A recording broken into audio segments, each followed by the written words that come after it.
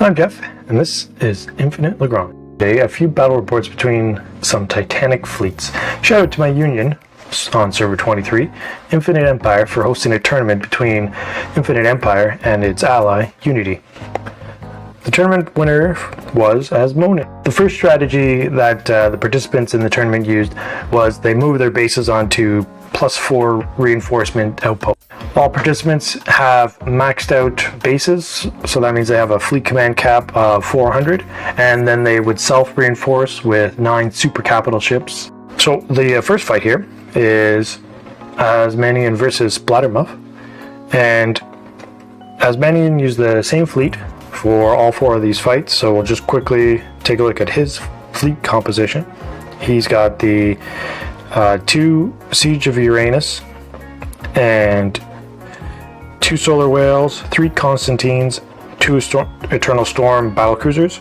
That's the 9 super capitals that he's reinforced with. Most of the weapons are maxed out with the +30 damage. 1 on the Constantine, 2 on the Eternal Storm. He's got 61 command points into Constantine, 36 into the tech points into the Constantine, 31 and 36 into the Eternal Storm. So add 49 into the Solar Whale. So there's a good chance that the Constantine's got a lot of extra tech points for it, and 40 into the Siege of Uranus. The rest of them have pretty high levels as well, and that's and the battle cruisers and the carriers, that's a lot of experience. If you're just grinding out the experience, doing the quests and everything, like you gotta actually really be active to get them up there. So that's pretty important. Most of the opponents for Azmanion don't quite have the same tech point levels on their super capitals, so that's certainly could be one factor in edging out most of his opponents. Next thing to point out is the destroyers in the fleet here. It's the Taurus Pulse Cannon Destroyer, which I'm not sure which. The Taurus Pulse Cannon Destroyer is the base one? Yep. So it's just the first, the offensive type. The other 2 variants of the Pulse Cannon Destroyer are a little better. So that's just a start there. And you got the Void Elfin's missile corvettes, and the Nebula Chasers, and the Vita Heavy Attackers. These are not the energy variant. These are kind of the cannon version of the Vitas. The energy ones are really the S-rank bombers.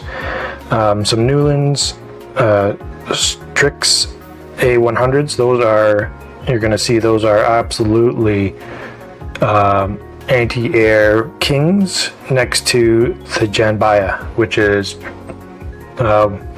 if you've seen Dampfire's videos, one of his S-rank anti-aircraft fighters, and they do live up to that ranking.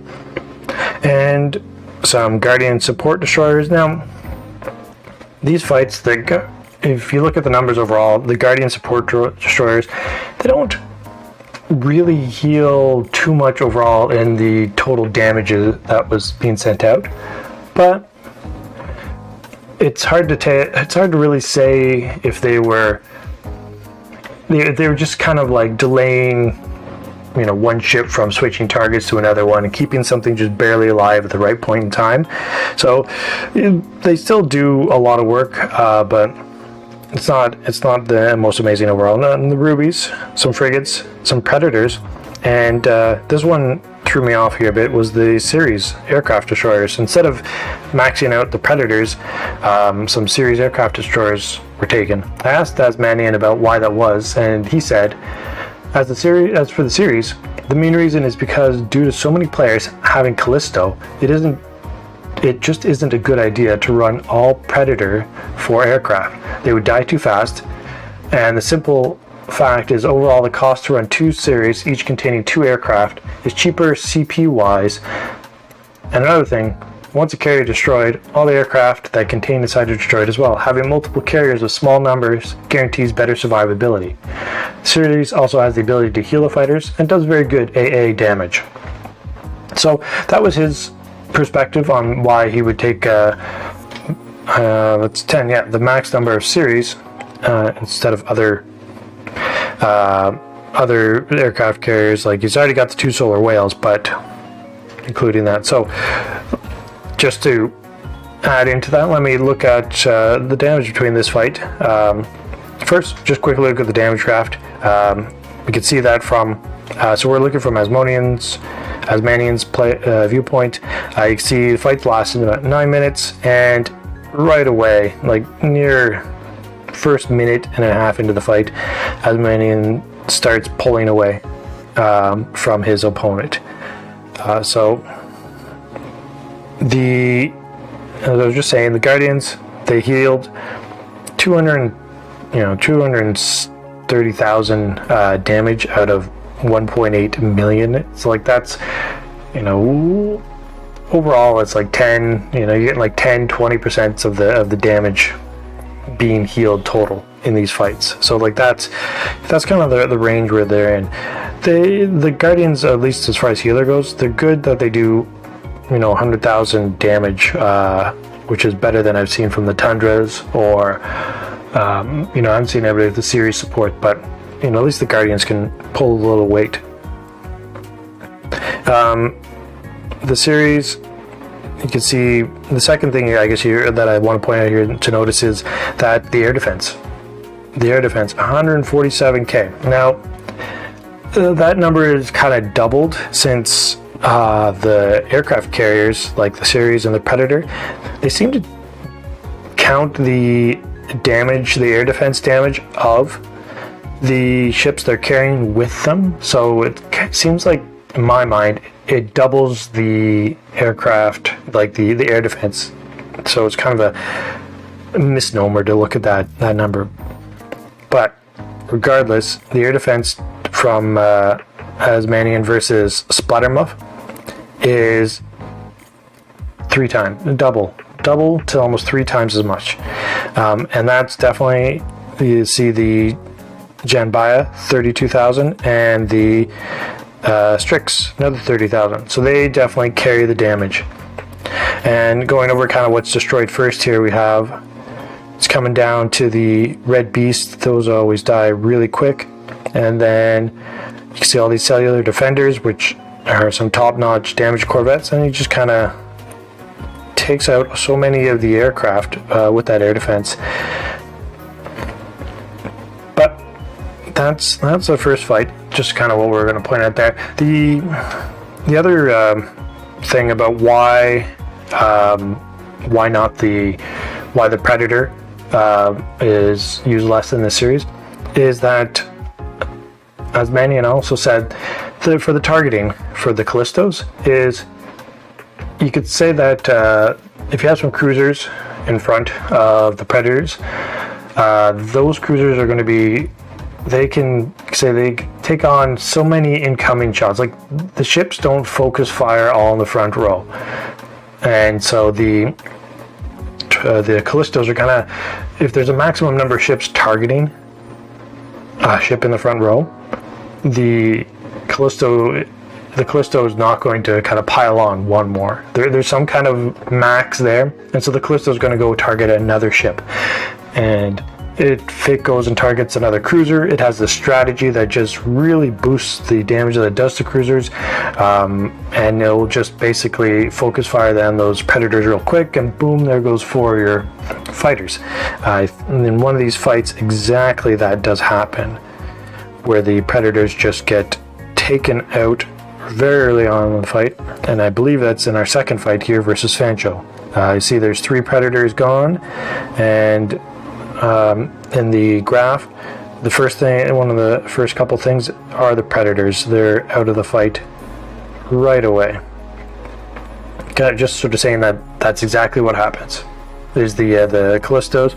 There's enough targets. There's enough targets in the front row. They're all being hit by these Callistos that they started moving on to hit the back row right away. And so in this fight, it's a little bit longer, or no, not longer, shorter. 8 minutes and 40 seconds. But the Fancho stays with it about a third of the way into the fight before Azmanion runs away with it. So another fight where the battle stats, where the air damage is just huge. Really the only two ships that can do any air damage here are the Janbaya and the Strix. But this fight, the Strix actually targets a ship the whole time, and 250,000 damage to anti-ship. And another big MVP of most of these fights is going to be those Taurus, those destroyers. They're consistently doing 500 to a million anti-ship damage. Once again, the Guardian way more damage this time because the Guardian doubles the damage, but still healing only about 10% of the overall fight damage. 10% can matter, but that's what's at. The next fight is versus Subnarab. And here, we'll take a look at the graph right away. There's another 9.5-minute fight, and about a third way through the fight before Azmanion starts to pull away. You can see Subnarab really did take a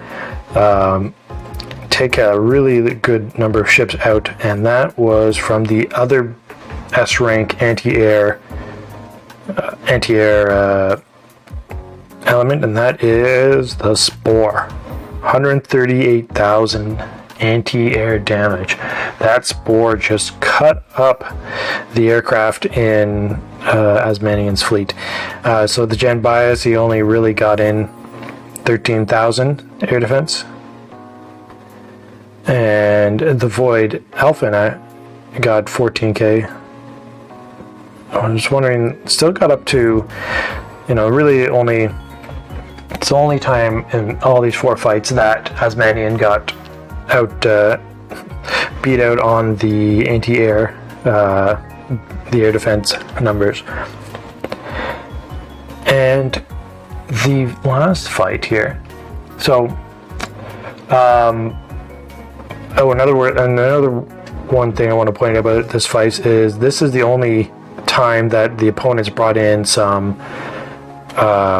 healers. And really what happened here, if I go look at the HP recovery of our friend Fancho, or no, sorry, not Fancho, Subnarab, is his Tundras healed nothing. Oh, I am looking at the wrong one. Going back to Fancho, that was something I wanted to point out with Fancho. In Fancho, those Tundras, full 10 Tundras, healed nothing at all. That's it. There's they got based on the fleet comp here, those Tundras just weren't able to heal anything, and that's because they got targeted really first. And if you look at the ships that Fancho brought, we have battlecruiser, corvettes, air, solar whale, Constantine, battlecruiser, then cruiser, destroyer.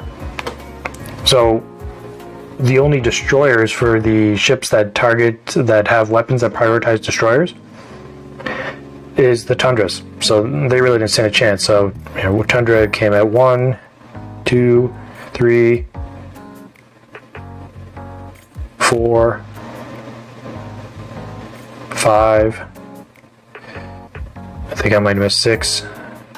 Missed a couple, but really the over half, or I think at this point, yeah, all the Tundras were dead. All the Tundras were dead right about the same time that Azmanion started to pull away in his damage. So those Tundras weren't able to do anything. First things targeted right off the bat because they were the only destroyers in that fleet. So that was kind of, I think,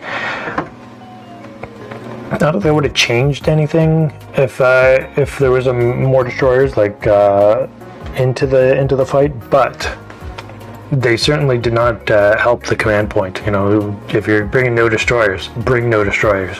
Could have brought in a whole bunch more cruisers. Tried to see what they would have done. One of his opponents here brought in some light cones, and I really don't think they did anything in the fight. Anyways, their light cones, just even though it has this anti-airness to it, it was kind of disappointment. And if you don't know the way ship anti-air works, is that with the ship anti-air, if an aircraft comes and is targeting that ship, that's when the ship's anti-air starts to fire. So most of your ship's anti-air is not really being used, so it's really the only good anti-air comes from other aircraft, because the other aircraft will target aircraft and just hound it till it's gone. And the second point of why the Strix and the Spore and not so much the Strix, but the way the Spore and the Jambaya is their weapon systems target aircraft first, so they're by default going to go right into the aircraft, and that's their main function, and they will just do that. So harping on aircraft a whole bunch, that the other strategy is, well, anti-aircraft ships, the Strix, the Spore, or the Jambaya, they don't do much anti-ship damage, and really it's the carriers you need to kill to win the fight. So ignore anti-air altogether, and that's exactly what Aquamu did. Aquamu straight up brought in nothing but battle cruisers like Siege, Constantine, with some Chimeras and Callistos. Now the problem with this strategy is, instead of limiting to just 9, the command point was only 625. So that's, 100 less command, pretty significant in winning the fight, but still gave Azmanion the biggest run for the money. Lasted 3 times as long as any of the opponents that Azmanion faced in the tournament before Azmanion started to do the runaway. 300-400 seconds, and the fight also lasted 12 minutes. And you can see, even though Aquamu brought straight up battle cruisers and cruisers, the total fleet health for Azmanion was still higher because that extra 100 command point. And so we can see that no longer Guardian consistently healing kind of about 10% of the overall damage here, 300,000 healed and 3 million damage done. We can see that most of the damage, there's not too many ships from Aquamu, but really they all kind of, the spear didn't do much damage, but that Constantine just totally took a Mickey out of the fleet of Azmanion. And there's not really too much to go into here other than, big heavy fleet took a bunch of damage out of especially those PCs, which take a lot of they take a lot of health right before the first one goes down. And so you can see with that max number of ships targeting a single ship, those battle cruisers, the damage is being spread out amongst so many battle cruisers that the max damage is coming in, even while some of these Taurus and the couple of battle cruisers from Azmanion got taken out. You can see here those Predators going down right away. First thing, like we're saying, those Callistos, the max number of targets to the front row when your target priority is cruiser or battle cruiser on the first 2, means that those Callistos started bouncing their target priorities, because the Callistos are not going to target destroyers till like 3 or 4. I don't remember exactly. I don't have any. So those Callistos went right and took those Predators out. So 1, 2, 3 Predators right at the start of the fight, and then cleaned up on those first couple of battle cruisers, and everything's going great. And then all of a sudden, finally, those battle cruisers start to succumb, and there goes all the damage from from Aquamo. One thing I did miss pointing out here, that Sub also had the smallest fleet by even fewer command points, and didn't quite, like, although it had a great fight, I think overall it was a great fight. You know, really that Spore anti-air was doing great. I think if Sub was, like, Sub brought in 4 Constantines and 4 CV3000s, and tried to bring in these light cones to do some damage. So, you know, take a look at as I was saying about those light cones. Where are they? Missile. Light cone. Right, the light cones, even though they're supposed to be a bit of an anti-air type of cruiser, 230 air defense, it's nothing. They really only contributed 250,000 damage, which is not great. So, anyways, those are the 4 fights. Congrats, huge congrats to Azmanion for his wins on against some of our Infinite Empire's greatest ally, Unity, and thanks again for our Union leaders for organizing this invitational tournament. It was awesome. I wish I had some footage of the fights in progress. And good luck to Server 23. We're now a day and a half from our Dawn Point tally, and we'll see you again in the next video.